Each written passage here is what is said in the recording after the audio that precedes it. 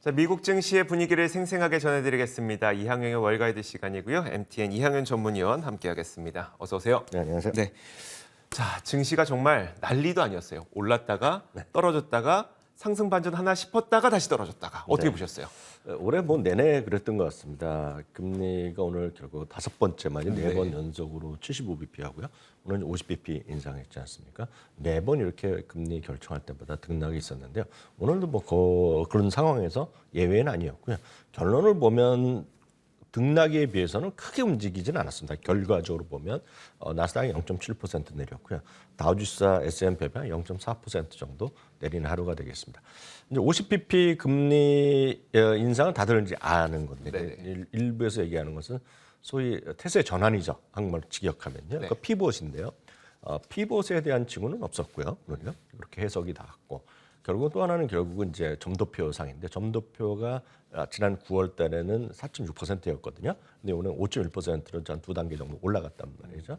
그러다 보니 추가적인 금리 인상 뭐 이런 것이 있을 것이란 우려죠. 이런 것 때문에 오늘 주가 좀 등락이 있었지만 실제 시장에서 채권 시장에서의 반영도는 그렇게 크진 않았다라고 일단 먼저 좀 말씀드리겠습니다.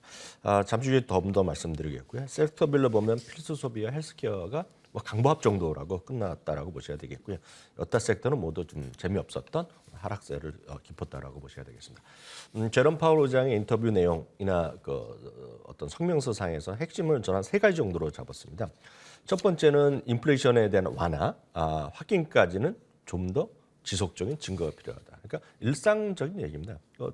이번에도 보면 이런 발표하는 날 보면 지난번에 성명서 뭐가 달라지지 않느냐 얘기하는데요. 네. 숫자만 바뀌고 내용은 하나도 바뀐 게 없다라고 보셔야 되겠습니다. 그렇기 때문에 이분의 스탠스는 그대로 유지됐다라고 보셔야 되겠습니다. 금리 인상 속도의 조절 필요성이 그러니까 슬로우 다운한다는 건데 합리적이다. 지난번이랑 똑같습니다. 지난번에 이제 내리겠다, 속도를 조절한다라고 브루킹스 연구소에서 발표했고요. 그게 오늘 자기 말이 되는 거다라는 정도 얘기했고요.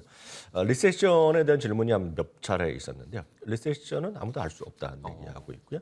그리고 이제 얼마나 오래 심각하냐 아니면 간단히 넘어가냐도 그때 가봐야 하는 거지. 그러면 미리 예단할 필요 없다 얘기했고요.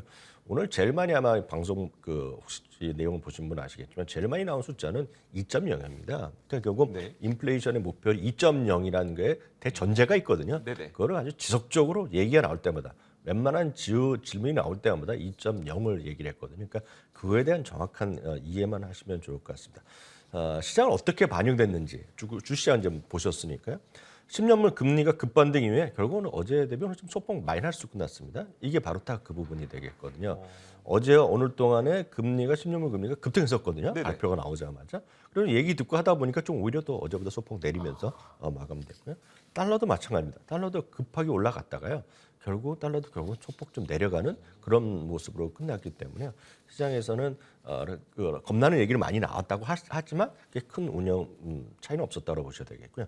다음은 점도표를 갖고 잠깐만 설명드리겠습니다. 네네. 점도표라는 것은 화면 좀 바꾸시면 좋겠는데요. 점도표라는 거는 다시 한번 확인드리지만 그 연준에 참여하는 위원들이 올해, 내년, 후년, 뭐 3년 후까지 해서 어디까지 가겠냐는 걸 찍는 거거든요. 그러니까 그런 거라고 이해하시면 되겠습니다. 제가 화살표를 하나 빨간색으로 중간에 걸어놨는데요. 그게 9월에서부터 이번에 오늘 발표치가 어떻게 됐냐는 겁니다. 그래서 9월보다 한 2단계 정도 올라왔다라고 보셔야 되겠고요. 2024년도 한 2단계 정도 올라갔습니다. 그래서 오늘 보면 5% 이상 금리를 전망하는 사람들이 17명입니다. 그래서 한 2명 빼놓고는 5% 이상 제시했기 때문에 생각보다 조금 연준은 조금 더 강하게 내년에 메시지를 보고 있다라고 보셔야 되겠고요. 저는 이 그림을 보고 해석한 건 딱 하나입니다. 보면 2024년도 한번 보세요. 네. 2024년 말에 보면 4.2% 정도 나오지 않습니까? 2025년입니다. 오른쪽에서 두 번째로 간이 되겠는데 거기서 보더라도 지금은 3%가 약간 넘나드는 모습이 중간에 지키게 있습니다. 이게 무슨 얘기냐면 저는 오늘의 모든 이런 그 FOMC 금리 결정 그리고 문답에서 나온 결론 하나라고 봅니다. 2025년까지도요. 연준이 지금 물론 뭐 상징적 의미가 있겠지만 연준의 인플레이션 목표 2.0%는 달성 쉽지 않다는 얘기입니다. 그걸 또 역으로 보면 이 부분이 전자 핵심이 되겠는데 오늘 뭐 종목 특징적 큰 의미가 없어요. 이걸 이해하셔야 되겠습니다. 과거 리만 사태 이후에 초저금리를 유지했고요. 특히 팬데믹 때 진짜 마이너스 금리까지 대부분의 나라 미국 우리나라 정도 제외 대부분이 마이너스 금리 났거든요. 그래서 초저금리 시대가 과거에 10년이었다 그러면 최소 이 그림만 보더라도 앞으로 최소한요. 지금 2022년이기 때문에 최소한 2년 아니면 3년 이상 동안 초저금리 시대는 없다는 겁니다. 네네. 그러니까 금리가 과거보다 약간 높아질 수밖에 없다는 걸 인지하신다 그러면 결국 무슨 의미냐? 시장에서 금리가 올라가는 것은 밸류에이션이 낮아진다는 얘기입니다. 그래서 밸류에이션도 뭐 플러스 마이너스가 있겠죠. 시장 상황에 따라서 많은 분들이 쉽게 해서 수급이라든가 기대감 때문에 올라갈 수 있겠지만 결론은 딱 하나입니다. 성장주 일변대 포트폴리오는 앞으로 2, 3년 동안 여전히 올해만큼은 아니겠지만 네네.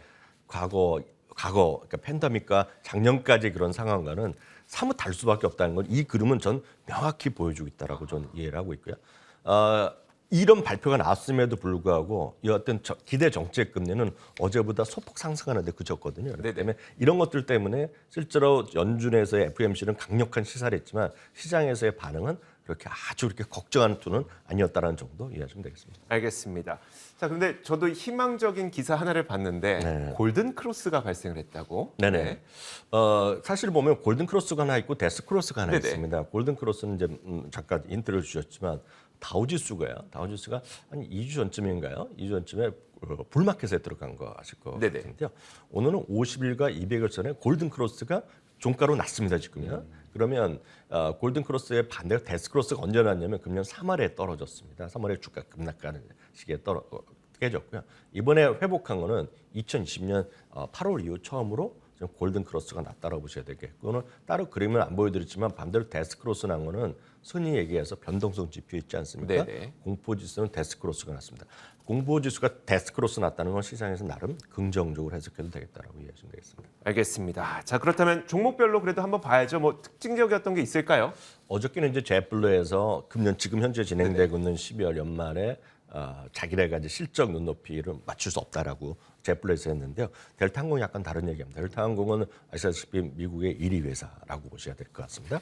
델타항공은 2023년에도 항공 수요가 회복이 지속될 거란 얘기하고 있고요. 금년 4분기 그리고 내년까지 가이던스를 상향시켰습니다. 기존에 자신감을 확실하게 보여줬고요. 올해 제일 재미없는 소위 빅테크 중에 하나가 많은 분들 인지하시다시피 아마존인데요. 골드만삭스와 번스타인이 모두 2023년에 탑픽으로 리스트에 뽑아놨고요. 주가에는 미쳤지만 주가는 추세는 워낙 좋지 않은데요. 소파이의 CEO가 자사주 매입한 것이 오늘 또 주가에 나름 소파이 같은 주식에는 호재로 인식됐습니다. 모더나가 어제부터 급등했는데요. 오늘까지 이틀 연속 반등하는 모습이었습니다. 테슬라는 뭐 연일 지금 좀 좋지 않은 모습을 보여주고 있고요. 시가총액 이제 5천억 달러가 깨지는 그런 수준인데요. 골드만삭스 오늘 목표 주가를 하향했고요. 아담 조나스라고 이제 대표적인 애널리스트가 있습니다. 모건 스탠리의 2020년까지는 상당히 안 좋게 하다가 그 이후에 반성문 쓰고 상당히 불리시하게 보는 분인데요. 2023년 탑픽 리스트는 여전히 유지했지만 2025년까지의 전기차 시장의 점유율을 전체적인 미국 시장의 점유율을 깎았습니다. 테슬라뿐만 아니라 전체 점유율을 좀 침투율을 낮췄다는 것도 좀 이해하시면 좋겠습니다. 네, 알겠습니다. 자, 이렇게 지난 밤 사이 미국 시장의 분위기를 생생하게 전해드렸습니다. 이항영의 월가드 시간이었고요. MTN 이항영 전문위원과 함께했습니다. 고맙습니다. 자, 저희 굿모닝 글로벌 여기서 마치겠습니다. 이어지는 출발 성공 투자 통해서 국내 시장 대응 전략 잘 세우시고요. 저희는 내일 같은 시간에 찾아오겠습니다. 함께해 주신 여러분 고맙습니다.